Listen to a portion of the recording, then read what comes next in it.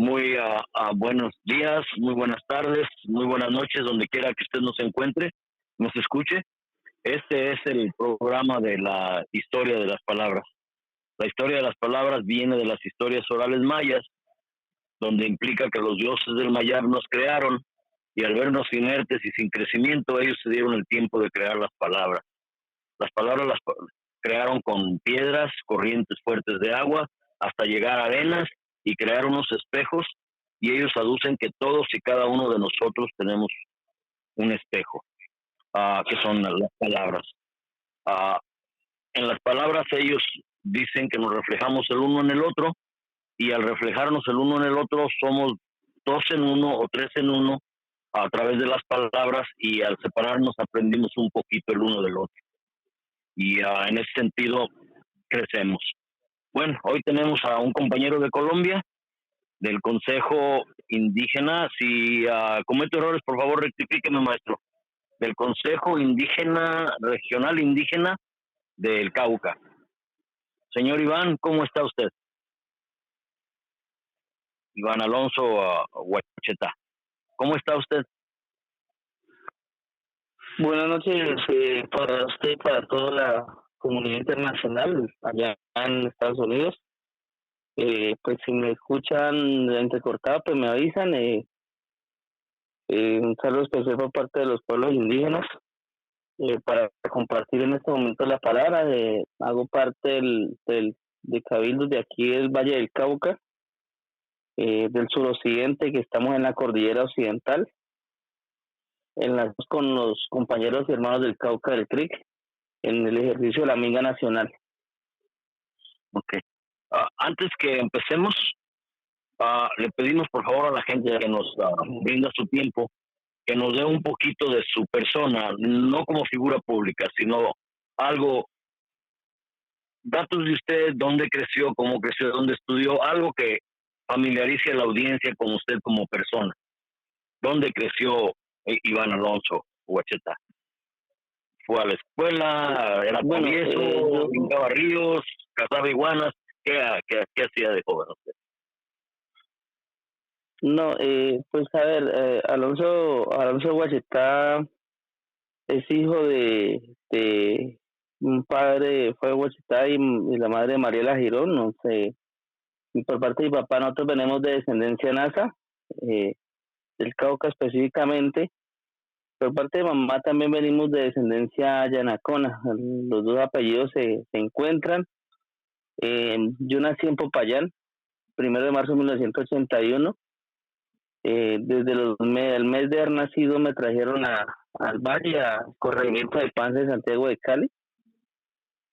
Allí pues estuve en la casa de mis abuelos, con mi papá y mi mamá, mis hermanos. Somos varios hermanos. En el corregimiento que hace ya más de 122 años fundó mi bisabuelo con otro hombre que se llamaba Esteban Victoria. Lo fundaron después de la guerra de los 1000 días. Todos de descendencia caucana, descendencia nasa. Desde esa época del 81 hasta estudié en la escuelita de la vereda de San Francisco. Mi primaria la hice en esa escuela. Luego pasé al colegio republicano Santa Librada, un colegio muy conocido en Colombia, en Cali, porque lo fundó Francisco de Paula Santander. Colegio también reconocido porque allí se han levantado hombres dirigentes del país, de pensamiento social, de pensamiento comunitario, un poco revolucionario también. Estudié mi bachillerato, pues por diferentes situaciones que se viven en el campo, pues no pude ingresar a la universidad, a pesar de haber logrado ser el mejor estudiante en el año 99 en Santa Librada. Solo tengo el bachillerato, y de ahí adelante, pues Alonso viene del campo. Yo desde niño, pues mis abuelos nos enseñaban mucho el campo, a sembrar, a cosechar, a convivir.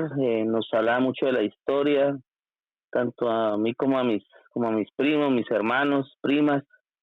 Y en la familia todos los hombres y mujeres trabajamos por igual, no importa si es mujer pues va a trabajar en la montaña, como también no importa si es hombre, pues también tiene que lavar la ropa. O sea, nos levantaron como con esa convicción.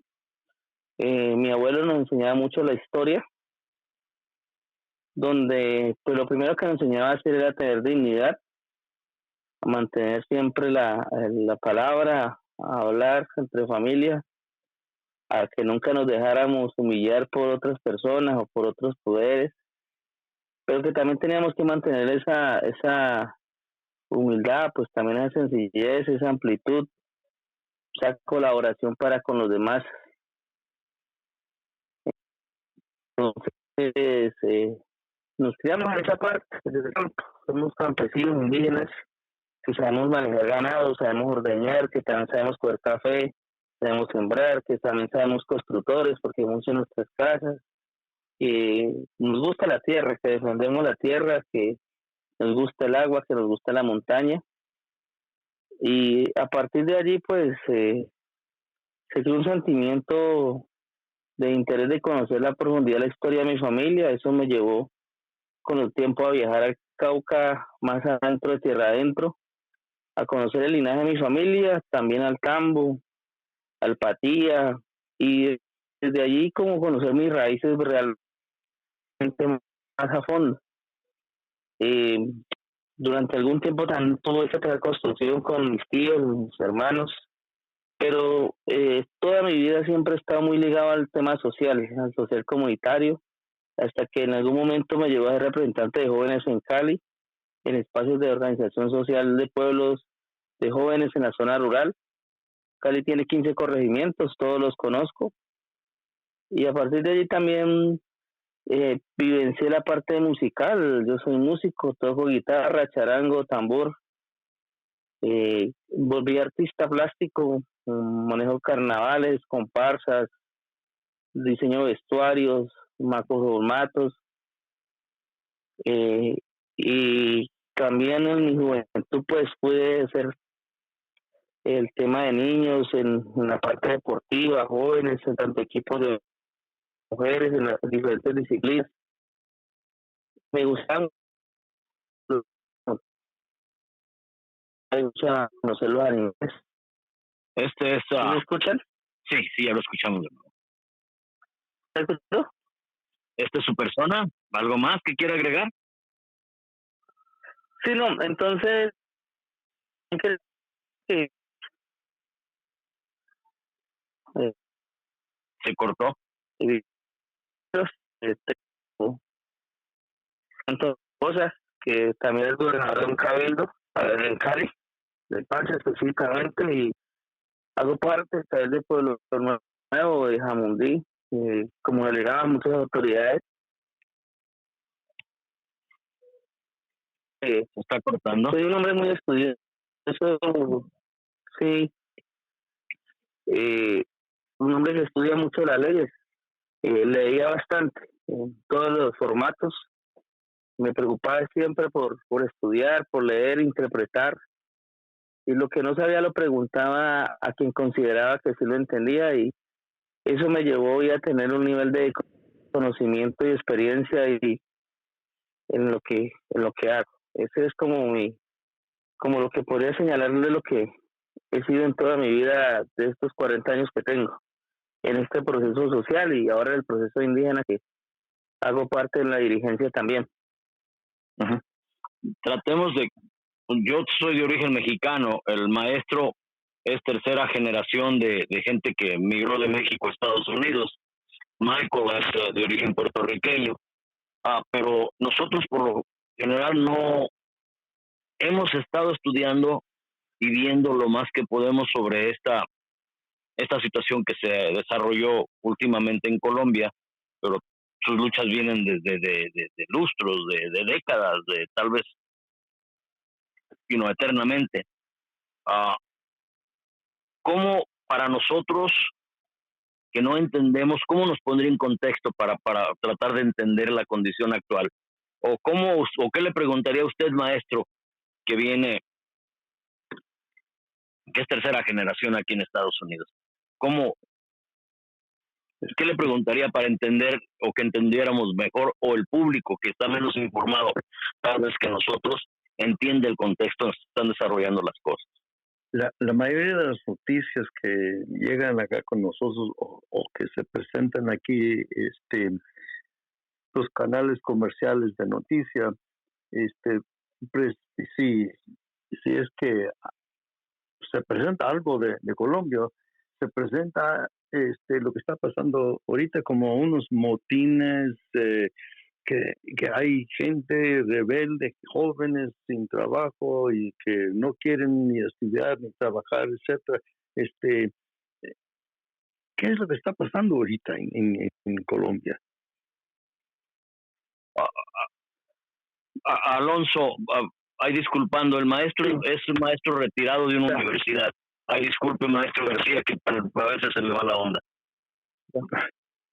Tranquilo. No, tranquilo. Yo entiendo.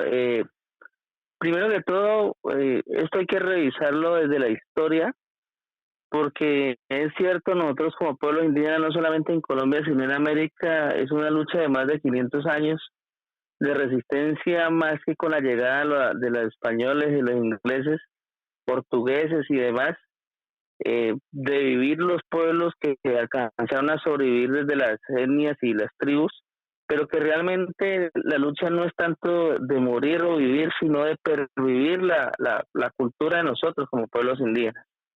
Y en Colombia, a partir de la independencia, que pasó de ser un estado de gobernanza europea a ser una gobernanza criolla, pero con pensamiento todavía europeo, monárquico, autoritario, y ese contexto es lo que después de la independencia no cambia la violencia en Colombia. En la Gran Colombia luego se transforma a Colombia, porque finalmente no hay un reconocimiento real de los derechos de los pueblos indígenas y de los pueblos humildes, de los campesinos o los mestizos o los afros que están hoy acá, que somos más del 70% de la población colombiana en términos de las clases del poder popular, pero que realmente somos utilizados desde la misma violencia, desde ejercer el control sobre nuestra propia gente y para poder mantener el poder de unos pocos.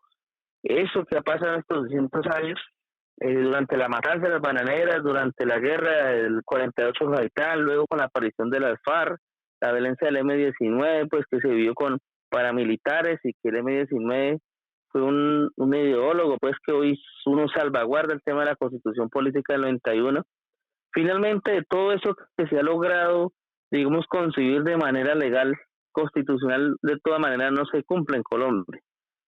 No se cumple porque desde la reforma rural integral se plantea el tema de las tierras y a los pueblos, que significa esa devolución de territorios indígenas, que significa ese reconocimiento a los campesinos y afros, pero que en la realidad y en la práctica no se da, que se utiliza un espejismo o una polarización para enriquecer a unos pocos terratenientes, y entre esos terratenientes el expresidente Uribe y otros más, familias poderosas que utilizaban el aparato militar y paramilitar para poder desplazar a la gente, matar a la gente y extraer sus tierras sin buscar nombres.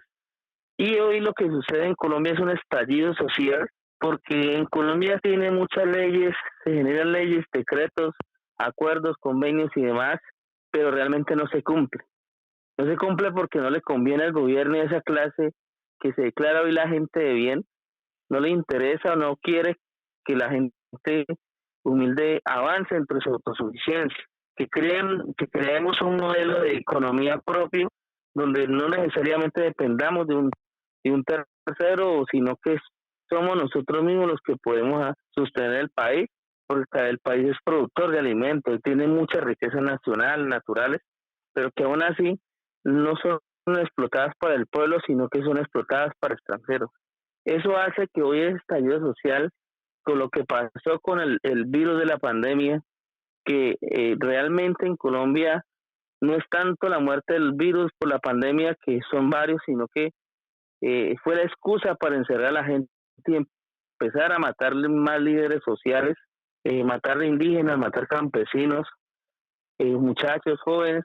Y finalmente el acabose la rebosada de esta copa fue una reforma tributaria, una reforma solidaria económica que plantea el gobierno, pero era para ponerle impuestos más a la gente desde la canasta familiar y no para los ricos o las empresas multinacionales.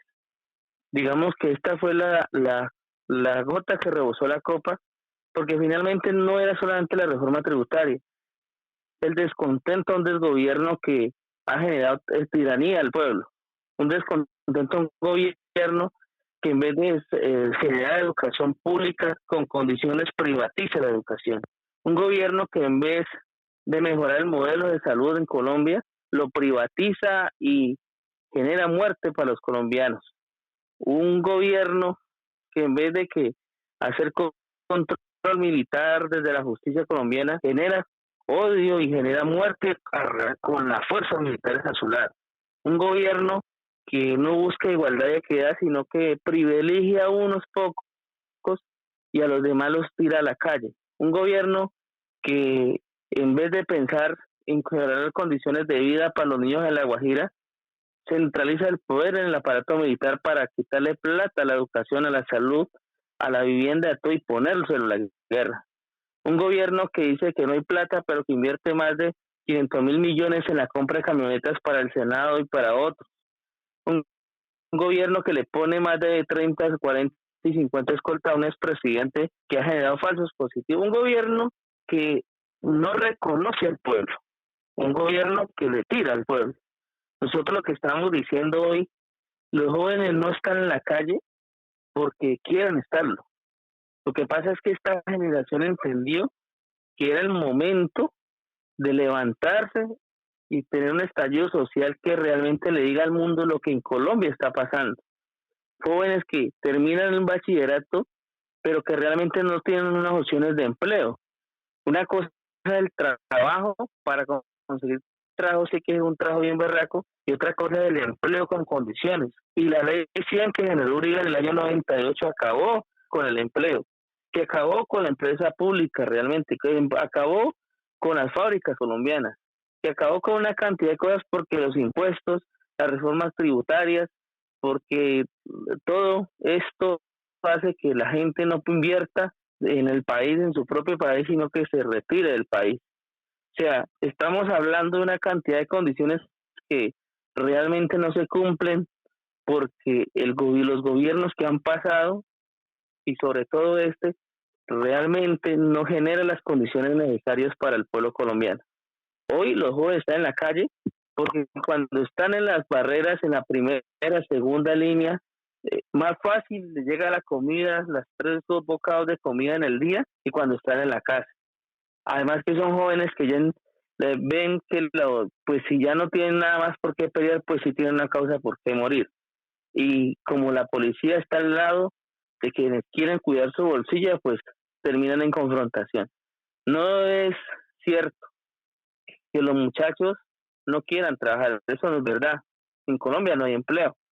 Y hoy el gobierno dice que cuida los derechos de la gente, pero todos pueden ver a través de los videos de las redes sociales que si a la avioneta de la esposa de la señora Escárate la cogieron, se la incautaron y al otro día está libre no solamente el propietario, sino que también le entregaron la avioneta. En cambio, un camionero que necesita que le respeten sus derechos, le incautan el vehículo.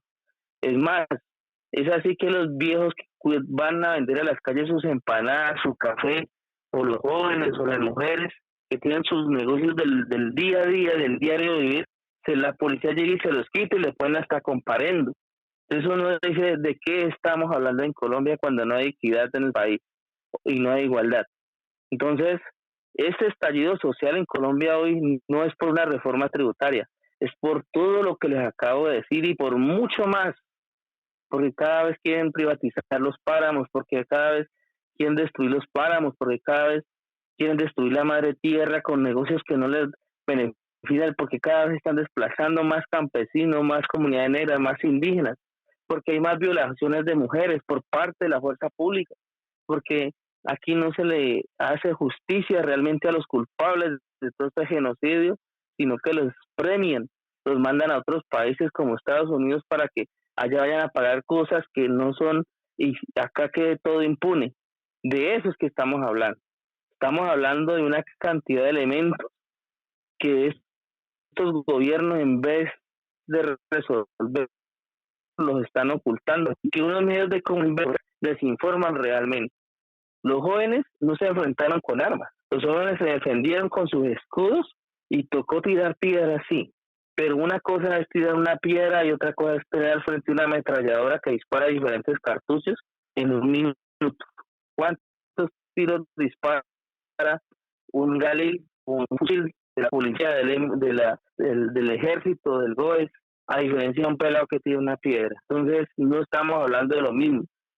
¿Cómo es esto que en Colombia para sacar los muchachos tengan que disparar desde los helicópteros? ¿Cuándo se había visto eso?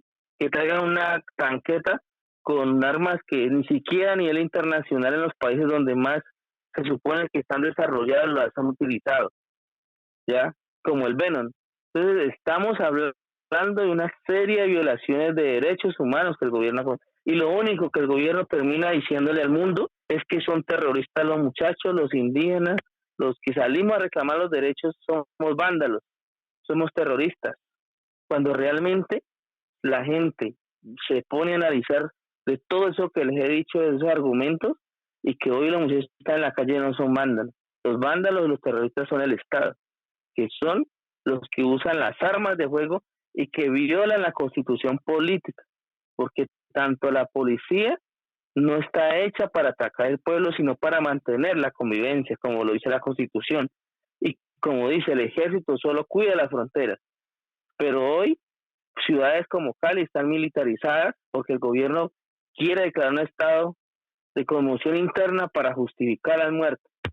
Y después de todo esto que ha pasado, ¿cómo es posible que gente como Andrés Escobar, que disparó en Ciudad Jardín, al lado de la policía en contra de los manifestantes, donde también inclusive nosotros murió un compañero indígena, pueblo Inga, y otro del pueblo de Nacama salió herido, hoy está en Estados Unidos tranquilo, promoviendo pintar y borrar todo lo que el arte que han hecho los muchachos en la calle, y la policía se preste para eso, y el Congreso del Senado de la República con la señora María Fernanda Cabal.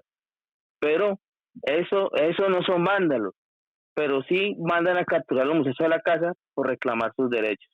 Y a ellos sí hay que cogerlos, a ellos sí hay que llevárselos, y a ellos muchos han desaparecido por esto que la gente está reclamando.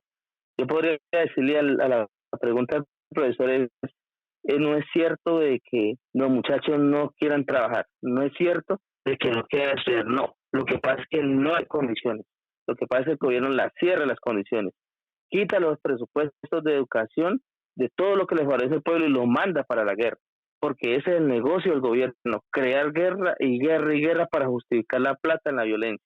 Esa es la verdad. Mira, Alonso, para tratar de aclarar un poquito, porque crecemos en pueblos y desarrollamos modismos o formas de expresión, y aclarar que la gente de bien no son gente de bien, son gente de bienes. Pero lo que ocurrió en Ciudad Jardín prueba que esta gente no tiene nada bueno en su ser. Nada más son gente con capacidad económica. Y ustedes le llaman gente de bien a la gente que tiene algún tipo de condición social alta, ¿no? Esa es la gente de bien que le llaman ustedes, pero no son de bien en sí como nosotros los entendemos en México.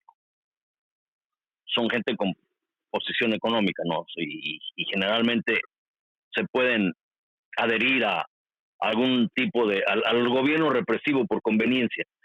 Para los que no entendemos o tal vez malinterpretemos, eso quede claro. ¿Es justo como lo pongo yo o quisieras aclararlo mejor? Que la gente de bien no necesariamente son buenos. No.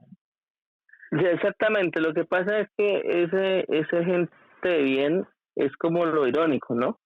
¿Por qué? Porque mientras el gobierno estaba juzgando a nosotros los reclamados como vándalos, terroristas, desocupados, todo eso que ustedes se imaginan, resulta acontece que en Cali, en Ciudad Jardín, y con gente en algunos conjuntos de Jamundí, se reunió la gente económicamente, entre comillas, más pudiente.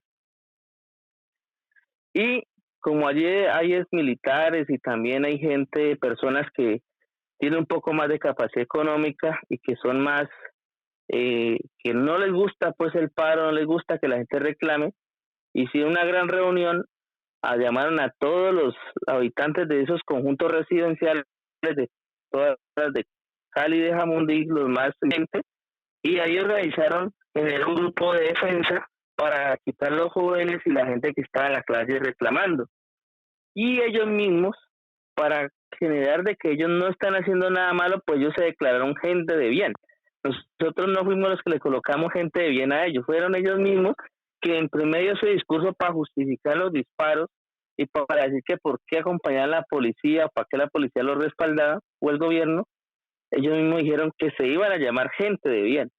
Fueron ellos los que se colocaron gente de bien, donde empezaron a convocar a la gente para poder que la gente saliera, y allí en medio de todo eso empezar a dispararle a la que ahí fue donde ocurrió lo de la Guardia Indígena en el 9 de mayo en Ciudad Jardín y en La María, y de ahí en adelante ellos fueron justificando todo ese tema de ese esquema paramilitar, porque eran la gente de estratos más o menos altos y la policía que en conjunto cuadraban todo lo que eran los recorridos y pagar a otra gente para que fuera a dispararle a los muchachos, a los indígenas o a quienes estuvieran protestando.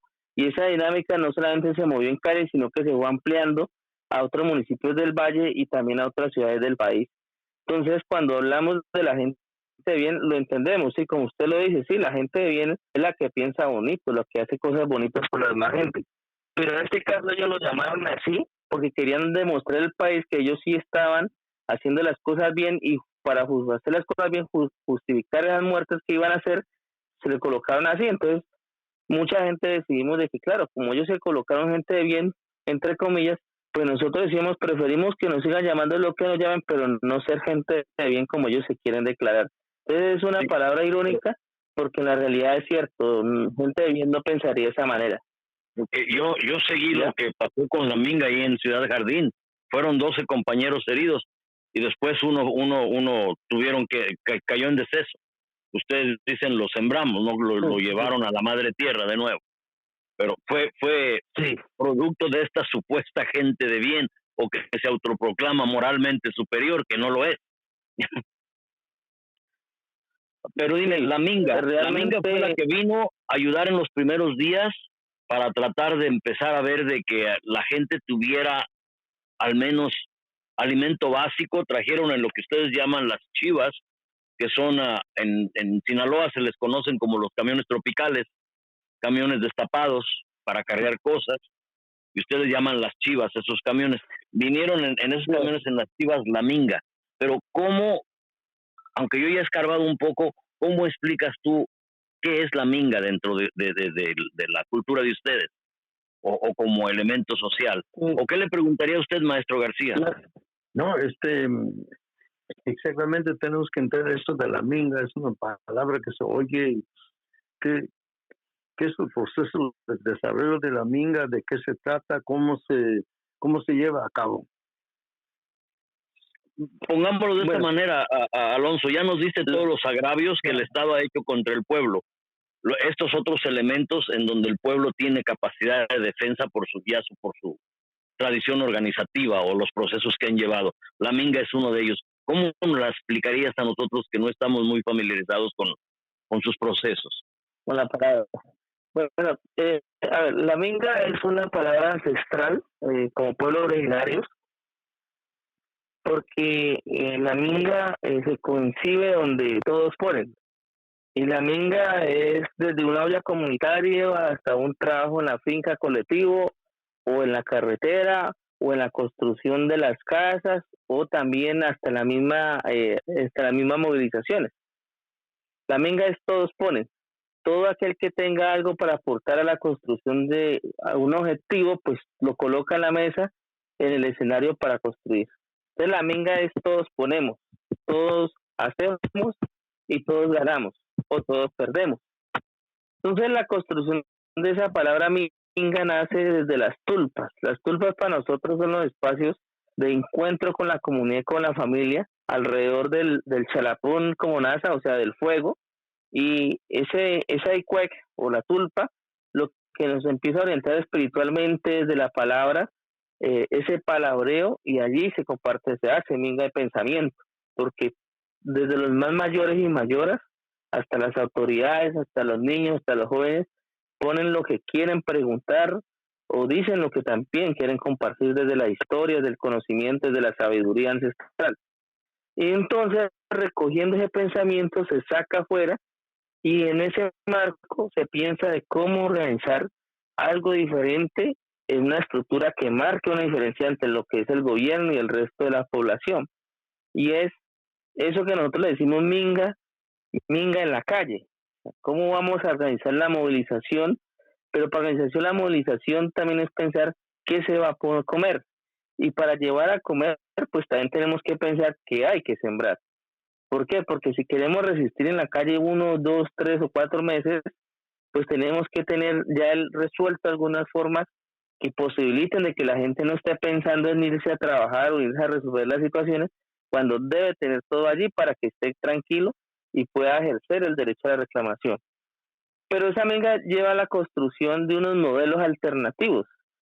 Hoy en el castellano, por decirlo así, unos modelos alternativos de autosuficiencia y social, en el cual desde las mismas comunidades se empieza a revisar qué es lo que cada uno puede producir para poder seguir trabajando el trueque, que es lo que como pueblo indígena se ha mantenido. ¿Qué tiene usted que a mí me falta y qué tengo yo que a usted le falta y cómo lo cambiamos y le damos ese valor no económico, sino ese valor del esfuerzo de tener? Y a partir de ahí decíamos, se decía en el Cauca, bueno, ¿y cómo sostener esto? Pues tenemos que tener esa autosuficiencia, esa organización que posibilite, que genere esa fuerza no económica, económicamente de plata, sino esa fuerza económica propia, economía propia, para poder que todo se mantenga en un ejercicio estable. Y a partir de allí se empezaron a generar las empresas propias, por decirlo así, como de arroz, de café, de papa, de todo lo que se produce en el campo, y para poder que todo se resolviera, que en el momento de una crisis como la que pasó en Colombia, en el mundo de la pandemia, pues fue tanto el avance del Cauca que hasta ellos trajeron alimento a Cali y repartieron alimento en otras ciudades del país, en muchas partes donde se dan cuenta que la gente necesitaba, porque en las ciudades no hay donde cosechar. La ciudad se volvió selva de cemento y ladrillo, donde la gente no siembra, ni una huerta, ni un cilantro, ni una cebolla, porque no hay dónde. Mientras que el Cauca le enseñó al resto del país por qué sí hay que volver a la tierra, por qué hay que cuidar a la madre tierra, por qué hay que seguir pensando en la economía de la alimentación primero. Es que en el mundo usted puede tener toda la plata del mundo, pero mientras no tenga un arroz que comer, pues tampoco, y si no lo siembra, pues peor. Entonces, desde allí se concibió desde la minga que había que ser minga de cosecha, que había que ser minga de siembra, que había que ser minga de trasplantarios, para poder que cuando llegara cosas como las que anteriormente mencioné, pues se pudiera resolver. Pero a partir de allí se dijo también, corriendo el riesgo también se dijo, sería la minga como una especie de karma, la ley de la reciprocidad. Hago o recibo lo que hago y todos en conjunto se apoyan para tener esa reciprocidad, en esencia, para distintas labores, tanto sociales, de subsistencia, o es injusto como lo estoy tratando de poner. No, ves, a ver, la reciprocidad, eso tiene que ver con, digamos, la sensibilidad que tenga cada persona, cada pueblo, al entender de que si te llega algo en algún momento tú tendrás que devolverlo. Y devolverlo no a quien te lo dio, sino devolvérselo de pronto a otro que necesita más que usted. Uh-huh. Y lo que decíamos, o lo que decía el Cauca en ese momento, lo que pensaron en su momento, años atrás, muchos mayores y mayoras, y la dirigencia era, había que llegar y prepararse para este momento. porque nosotros tenemos una plataforma ¿Se cayó? del uso como pueblo indígena, un territorio, o sea, la tierra, tiene que ver con el tema de la unidad, y la unidad con todo el mundo. 3, conservar nuestros usos y costumbres. Y 4, la autonomía, nuestra jurisdicción propia como pueblos indígenas. Y eso hay que compartírselo al resto de pueblos que todavía les falta organización, como las comunidades negras, que hoy ya tienen un poquito más de fuerza, las comunidades campesinas que han entendido que había que organizarse, y hasta llegar a las zonas urbanas, que es donde la gente tiene ganas y es la guerra del centavo, pero no está estructurado. Entonces, ya en ese ejercicio, pensando todo eso hacia el futuro, hoy vemos que todo lo que pensaron nuestros mayores y mayores está dando resultados, porque ya hoy no es dar una comida por darla, una alimentación, o que el Cauca se dé el lujo de decir es que yo sí puedo llevarle alimentación a la gente y resuelvo lo que el gobierno no resolvió. No se trata de eso, sino que se trata de que había que motivar a la gente y mandarle un mensaje. ¿Por qué es eso de que nosotros estamos hablando? ¿Por qué esa postura política de nosotros? ¿Por qué siempre el llamamiento al territorio? ¿Por qué siempre el llamamiento a la unidad? Y es que nosotros dar alimento, o ellos dar alimento, o que se traigan alimentos desde el Cauca a Cali, y no solamente en la pandemia, sino ahorita en el paro, era demostrar por qué no es reclamar unos derechos hacia el gobierno, hacia el pueblo desde el gobierno, sino que por qué la exigencia de esos derechos que tiene que cumplir el gobierno hacia el pueblo. Porque se le está demostrando que mientras ellos no quieran escuchar el pueblo, el movimiento indígena sí tiene la capacidad de tener esa fuerza de interpretar lo que la gente quiere. Y cuando llegaron a Cali, se llegó no porque se quisiera, porque se le ocurrió, no, sino porque de todas maneras la gente reconoce en el movimiento indígena esa fuerza, ese carisma y ese cariño que no encuentra ni siquiera en la policía ni en el mismo gobierno local, municipal, departamental o nacional, por un lado. Y segundo, porque ya hay un reconocimiento, un respeto a nivel nacional e internacional por el movimiento indígena. Y eso se ha demostrado porque hasta en los territorios donde han habido cultivo ilícito, hoy se está con la Guardia Indígena erradicando esa minga hacia adentro, como lo llamamos nosotros, y es acabar con los cultivos ilícitos porque están acabando nuestros territorios, porque están dañando nuestra población, y porque esa no es la idea del movimiento, y porque en vez de tener coca hay que tener más arroz, en vez de tener coca hay que tener más plátano, ¿sí? Y es desde allí porque eso es lo que está demostrando el movimiento indígena, que él no se está, pero tampoco es acabarse con la coca como lo quiere hacer con el gobierno, de intoxicar al pueblo colombiano mandándole ese químico, fumigación. No, así no son las cosas tampoco. Entonces, el movimiento lo que está diciendo es que con los modelos de autosuficiencia y sostenibilidad propia, cuando usted siembra, usted tiene que comer. Cuando usted siembra, tiene algo para ofrendar. Cuando usted siembra, tiene algo con qué comercializar. Eso es lo primero para el ser humano. Si no hay comida, no hay nada. ¿Ya? Eso es lo que estamos diciendo. Y venir acá... Alonso, disculpa, pero mira, en lo que yo estoy observando, todos estos, lo más que pude estos procesos, la minga se veía como con mucho respeto y más que respeto, como un valor espiritual que conllevaba con ella. Como que se han ganado ustedes una especie de respeto a través de estas figuras que es palpable. Al menos yo lo palpé estando fuera y lejos de ustedes. En realidad ese es en mucho el valor de la minga, estos valores espirituales, esta respetabilidad que tiene frente al que el pueblo le da a ella. Sí, esa parte que es donde iba a llegar ahora que me cortaste, qué pena, ahí es donde vamos a llegar, porque nosotros mantenemos nuestros usos y costumbres, y esos costumbres están en la visita a los sitios sagrados, los páramos, pero también ese corazón que le ponemos al hacer las cosas, esa decisión, esa capacidad de decidir y frente a las situaciones que se presentan, que no se siente un miedo, sino que se siente esa fuerza, y eso es la que la gente siente cuando está al lado de nosotros, o cuando estamos al frente, o cuando respaldamos las decisiones, porque la gente siente esa fuerza, sí, espiritual, esa energía que sube y que recorre tu cuerpo, y y que la gente siente ese acompañamiento, siente como que no están solos. Y ese es un valor espiritual que no todo el mundo lo tiene para entregar o lo tiene para compartir, porque de pronto no hay esa seguridad. Y como los modelos de economía, como mantener la plataforma lucha nos ha dado la posibilidad de fortalecer todo y quitar esos miedos, eso es lo que hoy le estamos transmitiendo al pueblo colombiano y al resto del mundo. Y eso es lo que la gente ve en realidad cuando ve nuestros bastones, cuando ve nuestras pañoletas, cuando ve nuestros sombreros, nuestras yajas, nuestras manillas, nuestros chumbes.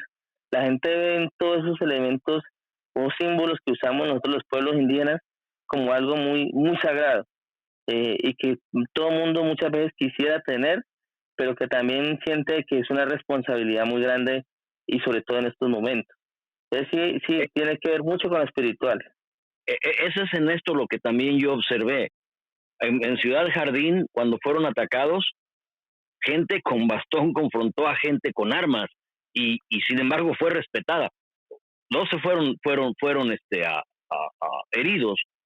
Posteriormente uno murió, pero había una especie de respeto, de no atreverse a lastimarlos en forma así completa, porque estaban muy armados todas estas gentes.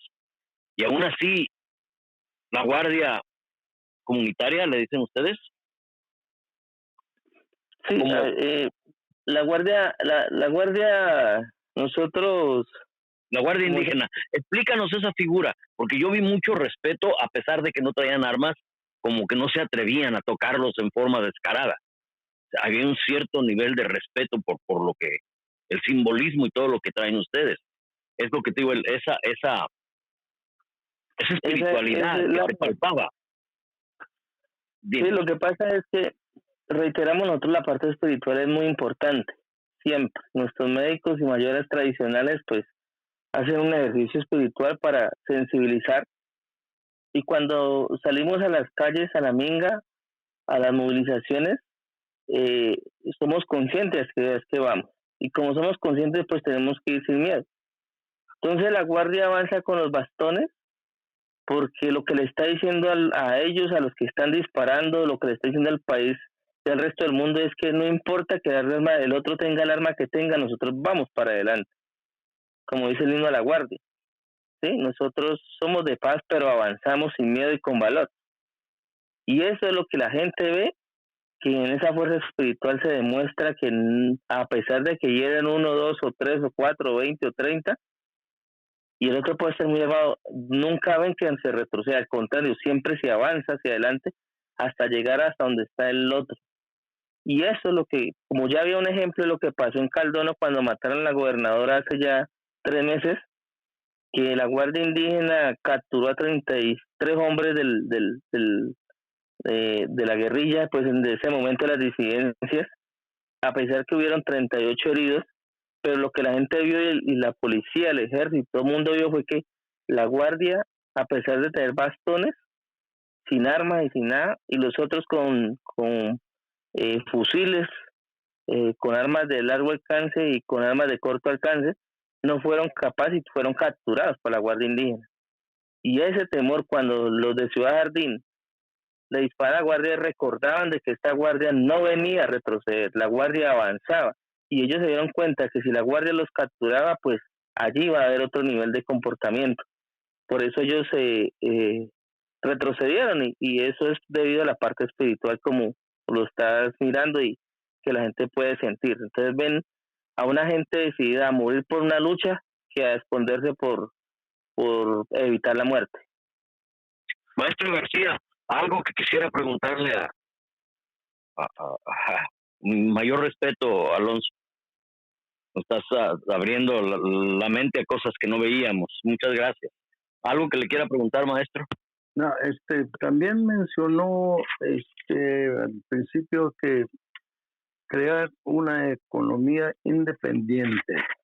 ¿Nos puede hablar un poquito más de cómo y qué se va a hacer? Bueno, esta economía propia le llamamos nosotros, básicamente es fortalecer lo que cada uno produce, cada territorio, cada pueblo, que en el Cauca son 10 pueblos, igual que en el Valle somos más de 10 pueblos también. En Colombia pues hay muchos pueblos. Lo que pasa es que hay pueblos que están un poco más estructurados, organizados que otros. O en Colombia, ¿cómo funciona esto? Las autoridades son los cabildos. En cada corregimiento o en cada ciudad o departamento puede haber 1, 2 o 5 cabildos en territorios de diferentes etnias o pueblos, pues, como los llamamos nosotros. Y esos cabildos son las autoridades de cada lugar donde nazca ese cabildo, la máxima autoridad. Pero esos cabildos a nivel departamental, porque aquí son municipios y cada departamento está conformado por municipios, pues esos municipios donde hay cabildos se juntan, se asocian y crean la organización de segundo nivel para representación departamental, eso se llama la regional. Y luego esas regionales tienen una organización, o tenemos una organización de tercer nivel, que es la Organización Nacional Indígena de Colombia, en este caso la UNIC. Aunque hoy el Cauca, el CRIC, es Consejo también Indígena Nacional, por la organización que tiene fuerza. El Cauca es la mayor fuerza indígena que existe en el país, porque tiene la capacidad de movilidad. Pero ¿eso a qué se debe? Se debe justamente a eso que me acaba de preguntar el maestro, y es, cuando hablamos de economía propia, ¿a qué nos referimos? Nos referimos a eso, a que se ha mirado qué es lo que produce cada territorio, cada cabildo en el Cauca, dependiendo el clima, porque pues se goza de diferentes pisos térmicos, y como hay productos que son de clima solamente fríos, otros de clima caliente, pues se busca fortalecer a las comunidades, se buscó fortalecer a las comunidades para que hubiera una producción de tal manera que en algún momento solamente no había necesidad de depender de irse hacia afuera a buscar la plata, sino que simplemente la plata tenía que llegar porque pues había un producto que ofrecer. Entonces, un ejemplo, nosotros usamos una bebida tradicional que se llama la guayinda, la yubeca, o sea que eso en español quiere decir el aguardiente, pero no es un aguardiente como lo tienen en botellas de vidrio o de esas, sino que es una bebida tradicional que se saca de la caña del guarapo, la yubeca, que es un aguardiente natural, que no tiene químicos para ningún momento, al contrario, tiene plantas. Y ese aguardiente pues también lo usan para uno cuando toma, pero también se usa más que todo para la parte medicinal, para hacer las limpiezas de los cuerpos, para curar los enfermos, los niños ojeados, los sustos, el cuajo, bueno, para hacer limpieza. Entonces, por ejemplo, en el Cauca hay una región que se llama la Changualaquihue. Ella tiene una producción o terreno en muchas partes donde los cabildos tienen sembrada harta caña, y es de esa caña se saca el guarapo, y el guarapo se saca la guayinda, el biche, y ese biche es el que se vende al resto del departamento, o también al valle, o se vende donde no haya biche. Esa es una producción. Entonces ahí sí ya tienen, por ejemplo, una producción de la yubeca. Ya se sabe que por ahí hay una salida. Hay otros lugares que tienen, por ejemplo, como en la parte de Mosoco, Pino, donde se da mucho el ganado de leche. Entonces se saca mucho el queso, la leche, el kumis natural y todo demás. Se saca la fresa, la frangüesa, se saca ganado también, o sea que se produce mayor carne. Hay otra parte donde sacan papa, hay otros que sacan, o sea, se ha mirado y se ha revisado dónde se ha fortalecido esos puntos de cada comunidad, y cuando ya esto se saca, pues ahí todo el mundo tiene que vender, tiene que ofrecer, y cuando se va a las mingas o cuando algún lugar necesita algo, pues ahí todo el mundo pone para que eso se resuelva. Por eso no se depende tanto de un estado de afuera, sino que se resuelve desde lo interno. Entonces la economía propia es justamente para resolver primero lo de la comunidad familia, la comunidad que está allí, pero también para ayudar a resolver lo de afuera. Y lo que se busca lo que se ha buscado es, hoy por ejemplo ya se tiene el arroz también propio, entonces esos productos que se sacan del Cauca se vendan ya no a un costo tan alto como lo venden en las ciudades, sino que se saca a un costo donde no pierda ni el campesino o el indígena, y tampoco se aproveche de la gente que no tiene tantos recursos para poder adquirir este producto de alimentación. Eso es lo que se busca desde la economía propia. Sí. Conceptualizando a menor dependencia de la estructura de poder, mayor capacidad de cambio, ¿no? Interno. Sí. Mayor capacidad de ver procesos organizativos de ver más allá porque rompes con la dependencia de lo estructurado y te da mayores facilidades. En eso quisiera llegar yo por la situación del tiempo. Uh, la olla comunitaria, lo que se desarrolló en forma masiva en esto y como que tuvo una especie de capacidad organizativa alrededor de esa olla. ¿Cómo La olla, nos la la olla presenta? comunitaria, pues la olla comunitaria se coincide a raíz de que pues es parte de la minga, ¿no? La olla comunitaria justamente es para que todos se alimenten de ella. Y allí también todos ponen para poder hacer la olla, para poder cocinar los productos del alimento. Esa olla comunitaria es muy simbólica, porque si solamente se hace un caldo de papa, como dijo un mayor, pues todos comemos caldo de papa. Pero si sale un huesito para echarle, pues todos consumimos la sustancia del hueso. Pero si se trae harta carne, pues todos comen el mejor sancocho porque hay más carne. O sea, la olla comunitaria es lo que decimos muchas veces, o todos en la cama o todos en el suelo. Pero nadie se cuesta sin comer, porque ahí es donde llega el que tiene, el que no tiene, y llegan más que todos los que no se tienen, que resuelven un poco la alimentación, que se comparte también, porque eso es medicinal la alimentación, porque son alimentos naturales, porque se convive con la comunidad, se rodea a la comunidad y se convoca a la comunidad. Y comen los niños, los jóvenes, los más ancianos, las personas que viven en la calle, todo. O sea, la vida comunitaria es para no negarle la comida a nadie, pero también es para comprometer a la gente que por qué hay que seguir trabajando en comunidad, por qué hay que mantener el espacio de comunidad, por qué se debe hablar entre comunidad, por qué se debe pensar, por qué se debe afianzar, por qué se debe fortalecer el proceso entre la comunidad. Entonces la vida comunitaria pasa a ser desde un escenario de alimentación y pasa a ser también un escenario de fortalecimiento estructural de la comunidad. Entonces cuando el Cauca vino y cuando en el Valle hemos salido también muchas veces, como salimos hoy de un evento de posesionar una guardia urbana que se hizo hoy en Cali, por eso le decía que estaba allá, estábamos, eran los pueblos indígenas acompañando a esos jóvenes que hoy se vuelven guardia urbana, compartiendo con una olla comunitaria. O sea, ellos colocan, nosotros también, y entre todos construimos eso. Entonces es un compromiso de nosotros con ellos y ellos con nosotros. ¿Por qué? Porque nuestro compromiso es seguirlos orientando, fortaleciendo el conocimiento, tanto espiritual como organizativo, como político, pero también el compromiso con nosotros es a respetar lo que le hemos entregado en los bastones de mando, a que se dejen orientar, a que deben estar en ese seguimiento y que tienen un compromiso ante la comunidad. Entonces, esto de la vida comunitaria es yo doy, pero usted también da, pero entre los dos podemos disfrutar ese mismo alimento que al fin ¿Se cortó? diríamos nosotros. Se cortó un poquito. Ese mismo alimento que adquirimos nosotros, ¿fue lo que dijiste? Sí, ese mismo alimento que adquirimos nosotros, sí, que todos...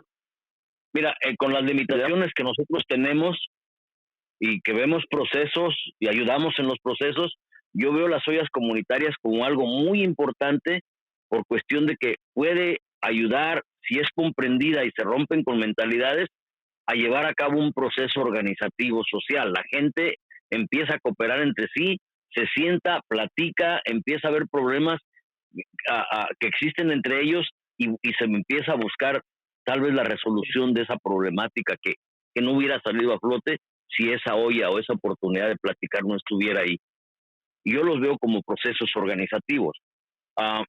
Maestro, algo que le quisiera preguntar alrededor de la olla, ya ve que hemos hecho esfuerzos y pues no se ha comprendido muy bien lo que intentamos. ¿Qué le preguntaría, maestro, alrededor de la olla comunitaria? Bueno, se me hace que uno de los beneficios de la olla comunitaria no es el elemento organizativo, sino también el poder comer mejor, porque se me hace que no va a haber lo que llamamos comida chatarra, ni gaseosos, refrescos, ni nada de eso. Sí. Nuestra percepción es muy limitada, obviamente. ¿Cómo la ves? ¿Qué podríamos mejorar para si surge alguna otra situación sepamos explicar a una comunidad qué es lo que buscamos para que ellos se organicen? En varios lados hemos fracasado hasta cierto punto o ha tenido límites lo que cuando hemos ayudado a tratar de crear esta posibilidad de autosubsistencia.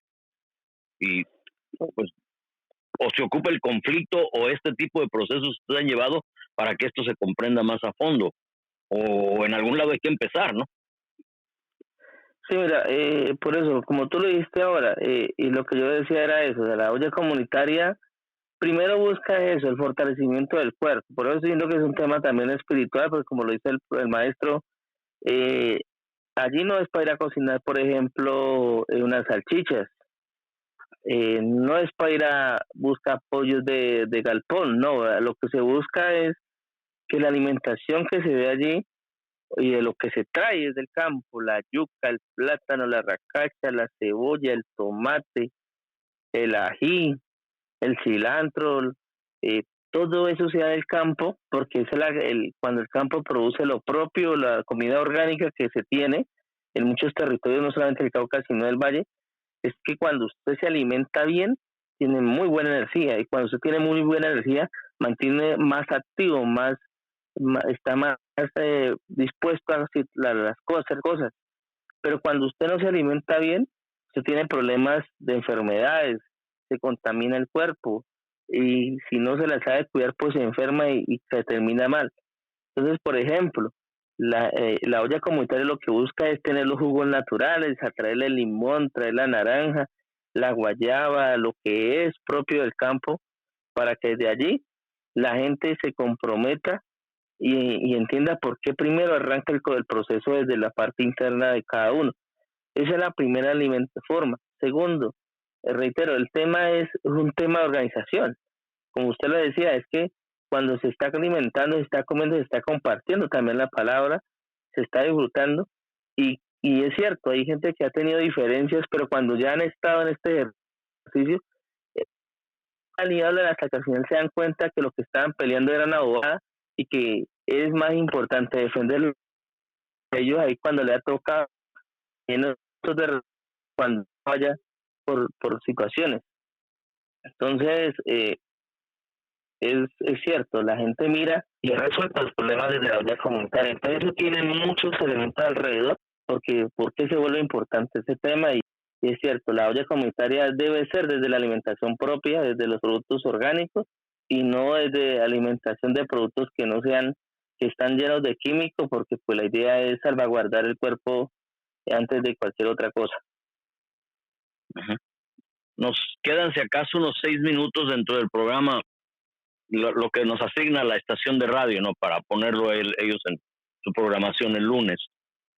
Si tienes tiempo y nos puedes brindar el favor después de que cerremos el programa, podemos platicar un poquito más y hasta donde tú nos digas, para esto ponerlo en YouTube en su completo y tal vez entendamos o la audiencia entienda un poquito mejor lo que ustedes están pasando y la esperanza, porque yo veo mucha esperanza en lo que están haciendo ustedes, y mi esperanza es de que lo que no se pudo comprender con Chiapas, ojalá y ustedes puedan ayudarnos a tener una mejor visión hacia el futuro como humanidad.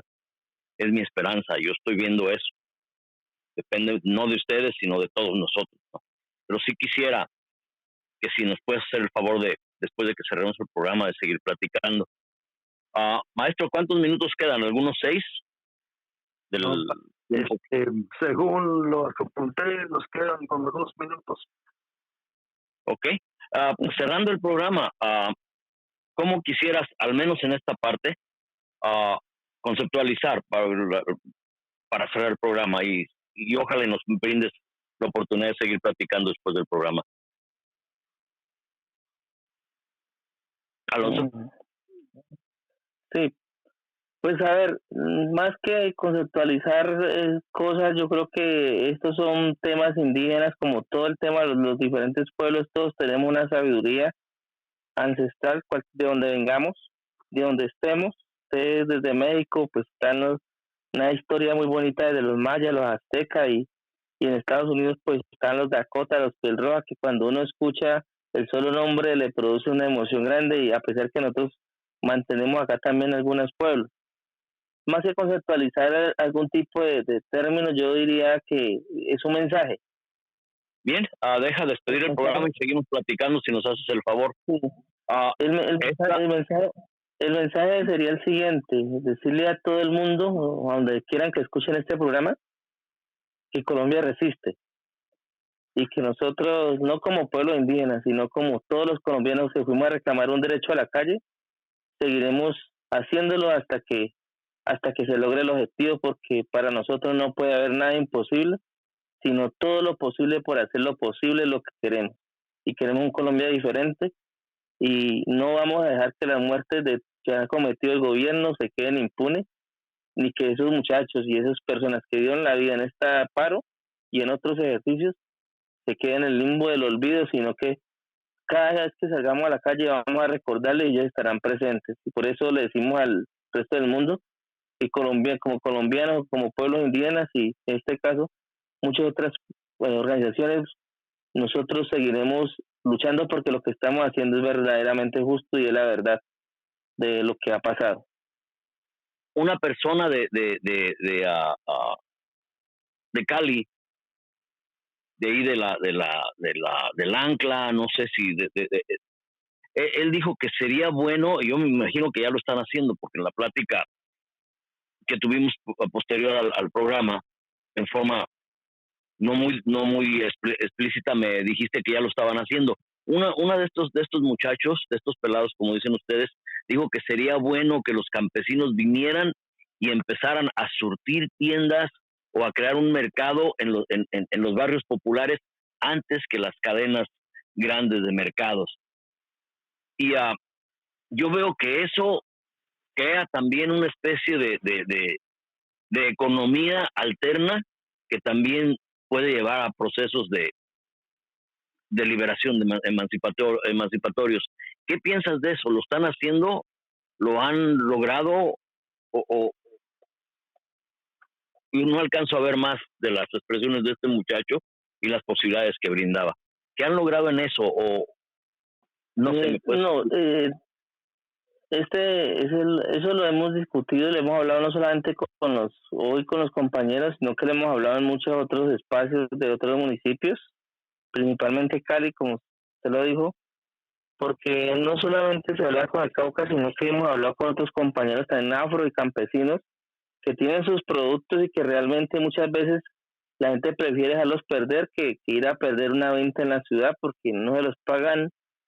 Primero cuesta mucho sacarlos y segundo es muy doloroso pues también entregarlos a un costo muy bajo porque pues entonces lo que hemos dicho es generar esas cadenas de economía propia, les vuelvo y reitero, donde la gente tenga la oportunidad de vender sus propios productos y que realmente se garantice un comprador directo, pero no estamos hablando de un comprador de alto costo, no, estamos hablando de un comprador que realmente requiere el producto y que realmente requiere que sea beneficiario de primera instancia, y decimos que tiene que ser un modelo entre el productor y el comprador, porque así se garantiza que el producto tenga un valor no alto, sino un valor que sea importante, y al mismo tiempo se garantiza que quien no tiene los suficientes recursos para acceder a una cadena alta de mercado tenga que les llegue la alimentación a la casa. Eso lo hemos venido revisando, eso en algunos ya se tienen unos modelos específicos que han venido haciendo a través de programas de mercados, de campesinos, de cadenas entre las relaciones que se hacen. Cuando estamos hablando que el CRI viene a la ciudad de Cali, cuando nosotros en Jamundí salimos también a los barrios, pues ahí estamos entablando una relación no solamente de construcción social en términos políticos, sino que también estamos diciendo nosotros tenemos este producto, la gente lo que hace es decir, nosotros organizamos el espacio, ustedes traen sus productos, ustedes mismos lo venden y nosotros compramos el producto. Entonces, si en la galería, no sé, en una cadena de mercados una libre de plátano cuesta 1,000 pesos, pues lo que nosotros hacemos es vender una caja de bananos o de plátano en 1,000 pesos. ¿Cuál es la diferencia? Que una libre de plátano son 1 o 2 plátanos, mientras que una caja trae 10, 8 o 6 plátanos, dependiendo del tamaño y dependiendo también entonces la diferencia es abismal. Por un lado, entonces se garantiza que la gente tenga mayor ingreso de alimentación, y al mismo tiempo se garantiza que quien está también haciendo este ejercicio pues tampoco tenga pérdidas, porque en las cadenas de venta, el que gana es el intermediario, y el que pierde es el campesino. Esa es la realidad. Entonces un campesino ya va y le compran un racimo de plátano en 10.000, 5.000, 8.000 pesos. Y el intermediario lo vende en 20.000, 30.000. Y el último y la cadena lo vende la libra a 1.000, a 2.000 pesos. O sea que ese plátano está produciendo 60.000 pesos. ¿Y cuánto se demora ese plátano en estar? En 2 años. ¿Y qué tiene que hacer el campesino? Deshojarlo, limpiarlo, cuidarlo. Y si viene una helada bien fuerte, pues se lo dañó, pues se le acabó el plátano. Entonces, lo que estamos hoy revisando, no solamente lo ha hecho el Cauca, sino que nosotros también en el Valle lo hemos venido mirando y planteando, es que tiene que haber esa economía propia desde el productor hasta el consumidor, sin necesidad de intermediario.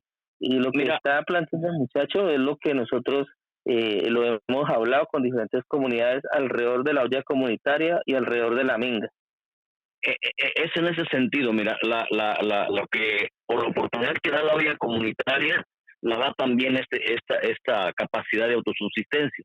Pero la gente tiene que tener la disposición a la conciencia, saber que el campesino produce hay un costo por producción, por transportación, y tienen que estar dispuestos a inicialmente inclusive pagar más para poder crear esta posibilidad de libertad de autosuficiencia. Y es un proceso de la conciencia en donde a través de esta posibilidad económica propia puedan ir desplazando lo ya establecido, desplazando las cadenas grandísimas que lo único que hacen es explotar a todo mundo. Sí. Desde el obrero, el productor, todo, y solo los administradores son los que vienen ganando. Y pero el público aparentemente paga poco, pero a costo de todos. Y aquí tal vez lo que se pueda crear es esta conciencia de costo y la necesidad que tenemos todos de ayudarnos, de inclusive si pudiste traer unos galones de gasolina y déjalos y se los das al que lo va a transportar, en alguna forma en que la conciencia crea esta relación en donde todos ocupamos cambiar esto.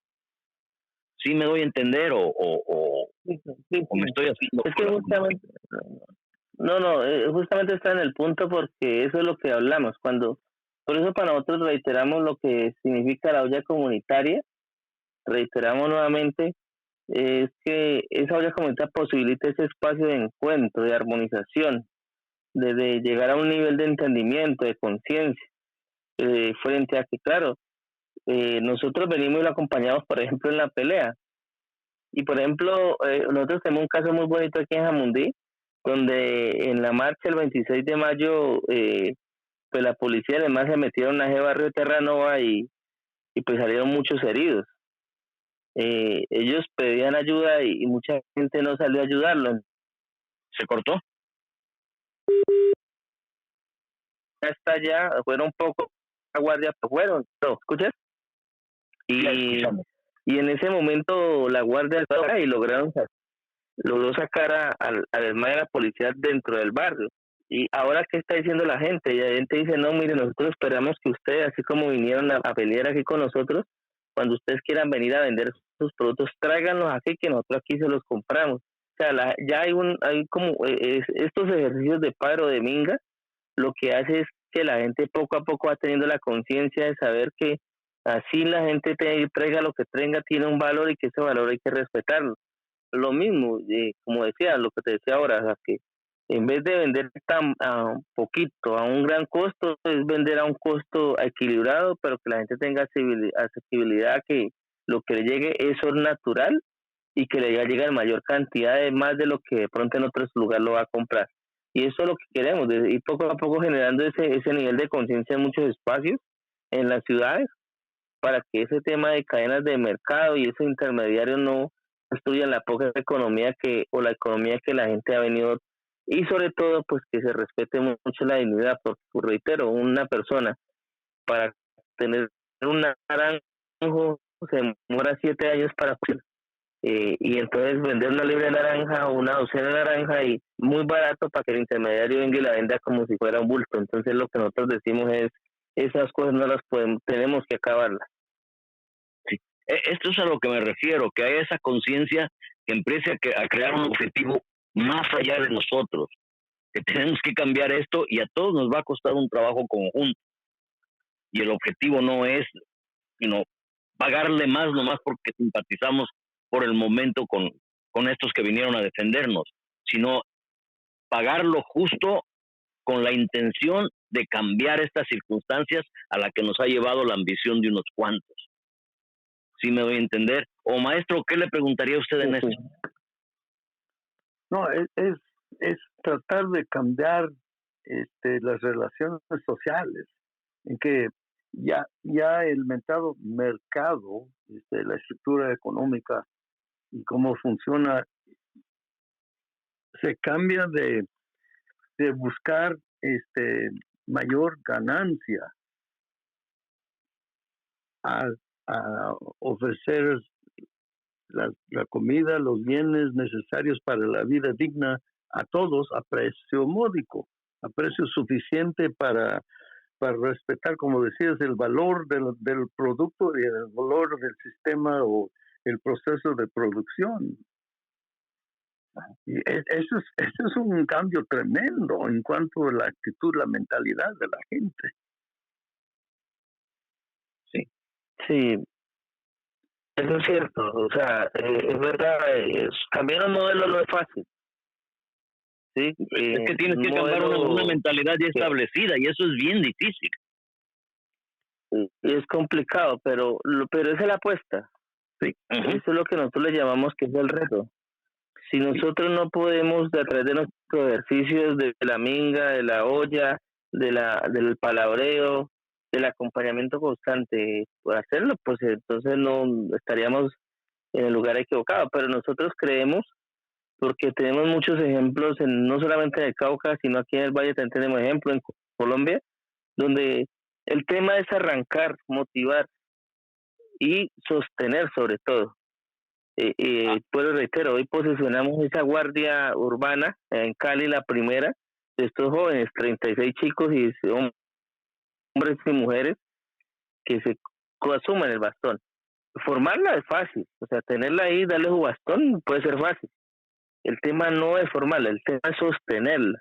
Y para sostenerla hay que darle elementos, herramientas, hay que darles iniciativas, hay que cambiarles o fortalecerles ese sentir, esa mentalidad, decirles no más Coca-Cola, no más Postobón, no más Ponimalta, sí jugo de limón, sí jugo de naranja, y la naranja que traemos nosotros, la que está allá de su vecino, sí, es hablarle de eso. No más cerveza, no más ron, no más aguardiente de esto, así a la chicha, así al guarapo, a la chaguagua, al clarito de maíz, o sea, es cambiar ese es un proceso. Por eso digo que sostener es lo más duro, porque cada vez la gente ve cosas y quiere llegar a subirle el nivel y subir el nivel, y uno tiene que estar preparado como organización y como orientadores a que tiene que darle a ese nivel una continuidad para que la gente no se vuelva monótona, sino que la gente cada vez vaya despertando la conciencia, y que esa conciencia que se cambia también ayude alrededor de ese ejercicio a cambiar otras conciencias, y que eso se vaya volviendo una cadena hasta que llegará un momento en que la gente lo va a asumir. Y eso es lo que nosotros estamos diciendo con este ejercicio. Sí. Y hay algo más también que la gente tiene que estar preparada. Digo, esto viene con descalabros, serios descalabros. La estructura de poder no se va en silencio. No va a reaccionar y puede que reaccione con brutalidad, y estar preparados para esa posibilidad, sin darles la oportunidad como ustedes no se la han dado, al exigir que el gobierno o el Estado cumpla con su misión, en vez de seguirlos abandonando y justificando una existencia que ya no merecen. Que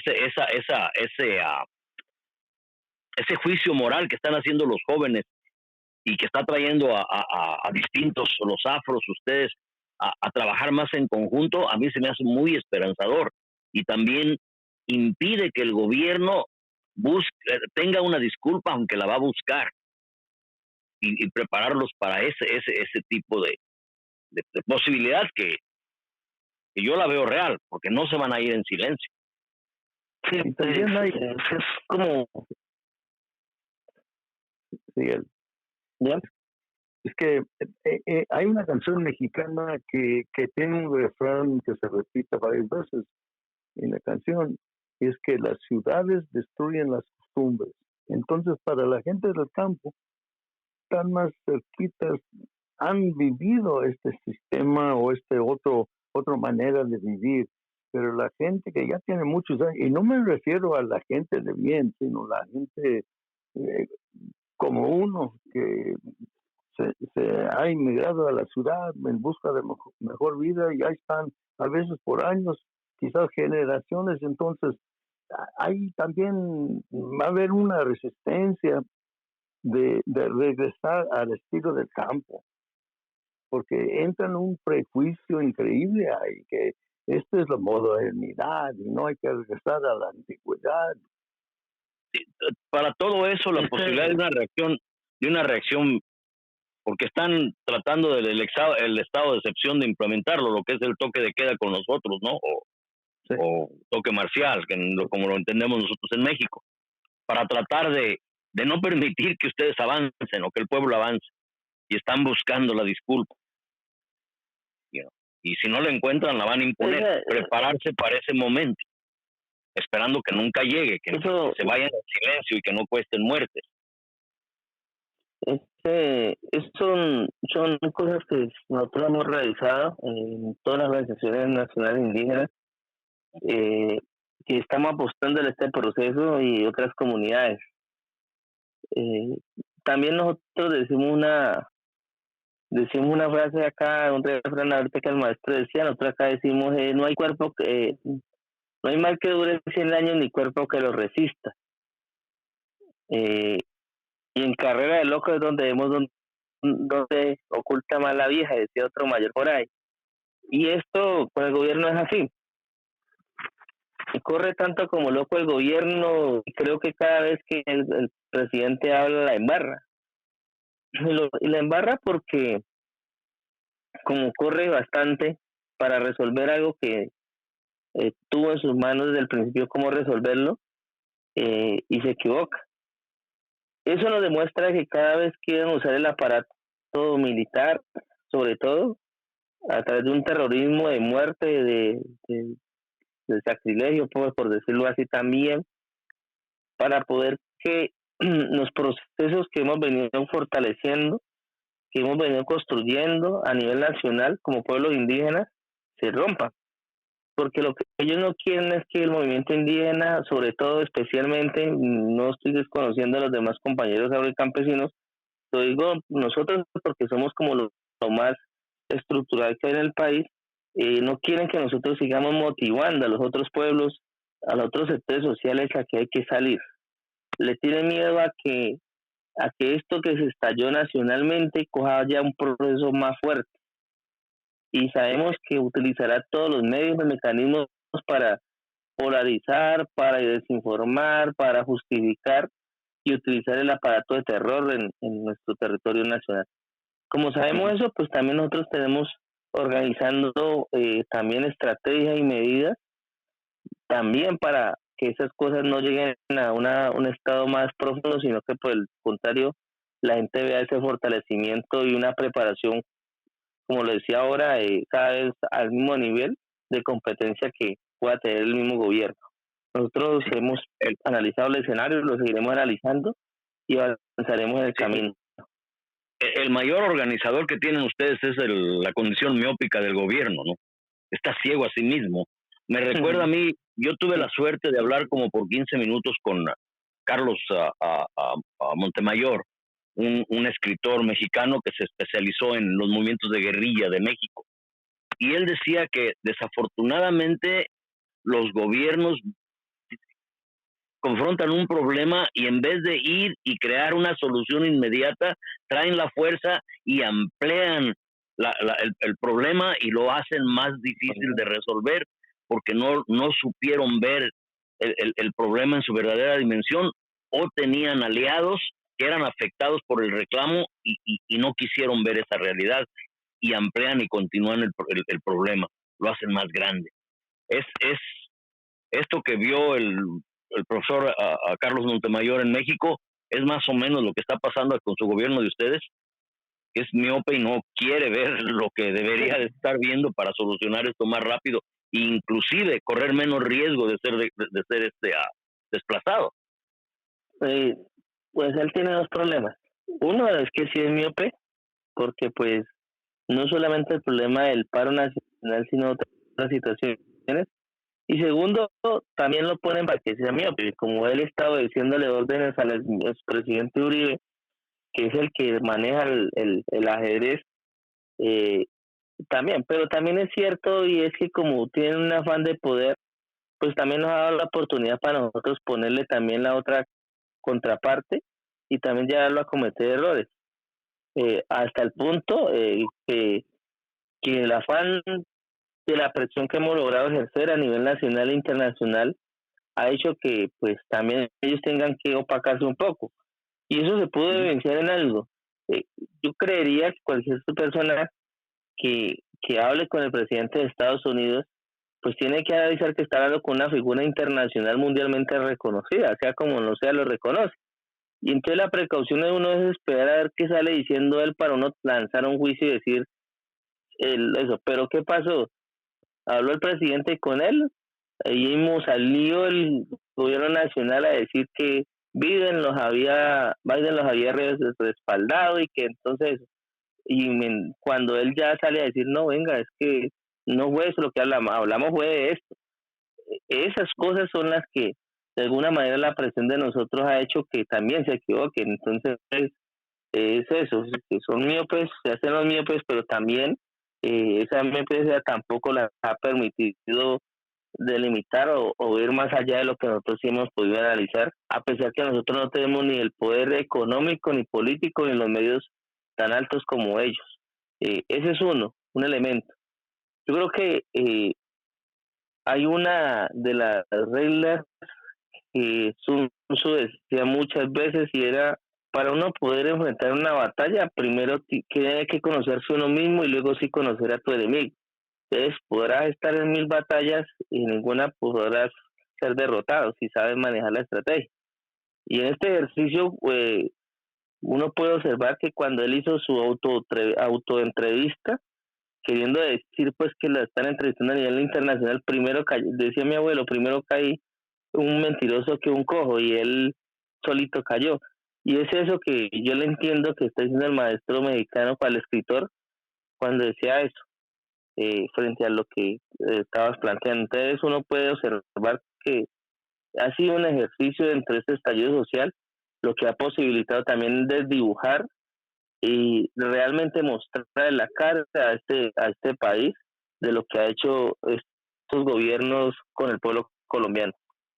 Mira, por consideración a nuestro compañero que nos graba, él trabaja en un hospital, quisiera ver si acaso pudieras ayudarnos para hacer programas en relación a nosotros tenemos relación, también no sabemos si acepten, con algunos grupos indígenas que lograron aquí ellos una policía, un sistema de justicia alterno, ver a alguien de las ollas comunitarias, tratar de ver de que esto se exponga en mayor detalle en distintos elementos, sea por este programa o si no hasta por Zoom, para tratar de ver de que no solo ustedes se beneficien con este proceso y también la gente los comprenda y este proceso tal vez pues tenga su reflejo en otros lados. Creo que está empezando a tener reflejo en otros lados. Perú hizo un intento de paro para tratar de ver de que no la derecha se estableciera. En algunos lados esta forma de parar la economía como que está empezando a tener reflejos en otros lugares. Pero sí quisiera ver si acaso estás en la disposición de ayudarnos para tratar de conseguir voces y exponer su situación en forma más detallada, sea por Zoom o aquí. Sí, claro, eso lo podemos manejar. Yo puedo hablar con algunas personas, tanto de Cabo, que sería importante, con los consejeros, que ellos también puedan tener la oportunidad y que ustedes puedan hablar directamente con ellos para que ellos puedan profundizar más en lo que he dicho. Lo podemos también manejar frente al tema de los compañeros de la ciudad que han venido tratando el tema de la resistencia, de los jóvenes, pues que por ejemplo hoy como que están como guardia, hay otros que mantienen, por ejemplo, lo de Puerto Resistencia, donde se hizo el monumento, importante porque son cosas que de todas maneras ayudan a dar una simbología a este paro, como también las voces de aquellas personas que perdieron los hijos en este paro. Es importante escucharlos a ellos, las víctimas son también tienen que ser escuchadas. Sí, podríamos hacer eso. Yo podría mirar cómo organizar un cronograma, hacer los contactos, los puentes, Por ver qué porque de todas tenemos. maneras, Nosotros hemos ayudado a las madres de Ayotzinapa, a gente de desaparición forzada, mandándolo por lo poquito que podemos en lugares donde consideramos que, pues aunque si no hacemos un buen efecto, al menos le damos esperanza a la gente de que a alguien le importa lo que les está pasando. Ahora, si todas estas sí, desesperación y esperanzas empiezan a platicar entre sí, tal vez en vez de estar aislados por limitaciones nacionales, yo soy de aquí, tú eres de allá y acá, y pues mis problemas son elementales y después veo los tuyos, empezar a vernos todos para empezar a ver que hay una condición de fondo, hay una relación, una élite que es global y que tenemos que empezar a entenderla para tratar de que si no cambiamos nuestras circunstancias, al menos no nos afecte tanto. No sé qué pienses. no, sí, está bien, estaría bien. Y, como reitero, ¿Okay? podemos organizar esta parte, porque finalmente lo que está pidiendo el pueblo colombiano y mucha gente es que la gente escuche.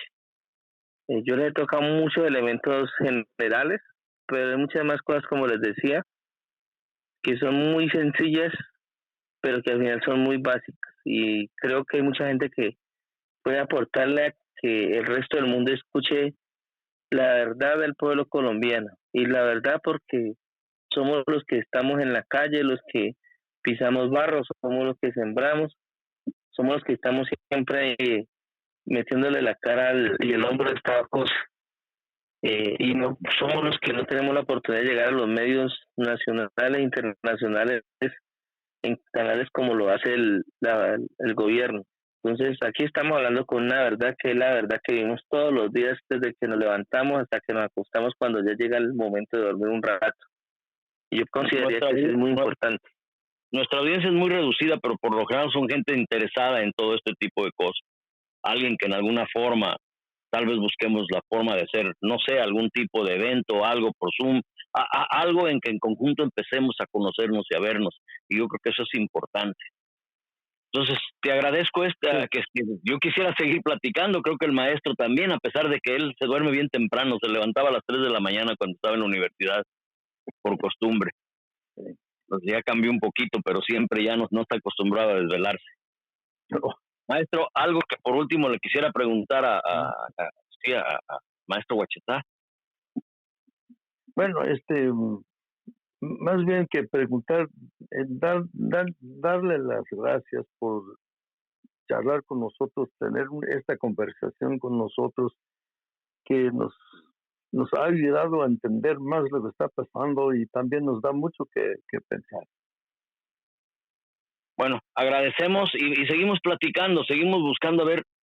Yo mi esperanza es de que gente que le han desaparecido familiares hable con gente que le desaparecieron familiares aquí en México, que tengan plática entre sí y empecemos a ver el problema en toda su dimensión y fondo de eso. O las organizaciones indígenas que han logrado algún tipo de proceso, se lo expongan ustedes y ustedes pongan sus procesos y todos aprendamos uno del otro. Es mi esperanza, pero que lo logremos, quién sabe, pero hay que hacerle el esfuerzo. Sí, bueno, de todas maneras, yo no, por parte mía nomás, no, yo creo que por parte del pueblo colombiano y especialmente nuestra comunidad indígena y de todos ellos que han dado la vida en este paro y en otras cosas y los desaparecidos, yo creo que darles las gracias porque de todas maneras el solo hecho de que ustedes tengan un espacio, como usted lo dice, de pronto con una audiencia no tan grande o por lo menos los que a les interesa, pues sepan la verdad y que nos den la oportunidad de contar en este espacio todo lo que significa para nosotros toda esta lucha. Entonces sí quería dar las gracias y estaremos dispuestos a que lleguen más voces, me parece importante, y de lo que podamos también ayudar a aclarar y pues ir comunicando con mucho gusto y muchas gracias porque si no hubiera recibido la llamada ese día que me llamaste la primera vez, pues no estaríamos en este espacio en este momento. Entonces, se agradecerla y esto esperamos que salga. Una persona de Guerrero, antes de que estuviera lo de Yotzinapa, me dice la terquedad de Antonio, dice, no parece que pare, porque es que no podemos saber las cosas a menos que la curiosidad nos llame a escarbar a fondo. Y a veces se cierran puertas y a veces se abren y es agradable cuando encontrar a alguien como tú que nos abra su mente y nos ayude a crecer un poco. Pero pues no podemos desistir, tenemos que seguir insistiendo para tratar de encontrarnos todos los que nos han golpeado, ¿no? Y buscar cómo defendernos o entender por qué hemos permitido el agravio. Bien, pues muchas gracias, Alonso, en el programa regular. Ojalá nos cruzamos unos minutos más. Pero esta fue la historia de las palabras. En la historia de las palabras nosotros creemos que al entender por qué pensamos como pensamos, tal vez al entender nuestro pensar podemos cambiar nuestras circunstancias. Muchas gracias donde quiera que usted nos haya escuchado.